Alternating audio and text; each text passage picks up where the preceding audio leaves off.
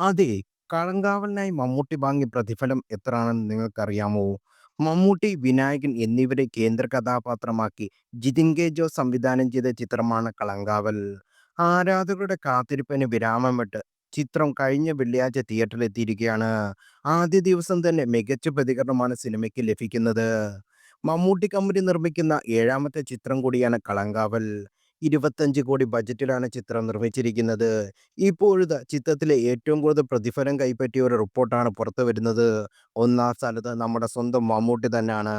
ചിത്രത്തിൽ ശങ്കർദാസായി അഭിനയിക്കുന്ന മമ്മൂട്ടി കളങ്കാവനായി 8 മുതൽ 10 കോടി രൂപ വരെ വാങ്ങി എന്നാണ് റിപ്പോർട്ട്. എസ്.ഐ രാജൻ എബ്രഹാം എന്ന കഥാപാത്രമായി വിനായകൻ എത്തുന്നു. ചിത്രത്തിനായി 2 കോടി മുതൽ 3 കോടി രൂപയാണ് വിനായകൻ വാങ്ങുന്നത്. അമൃത എന്ന കഥാപാത്രമായി എത്തുന്ന രജിഷ വൈകാരികമായ ഒരു കഥാപാത്രത്തെയാണ് അവതരിപ്പിക്കുന്നത്. രജിഷയുടെ പ്രതിഫലം 1.5 കോടിയാണ്.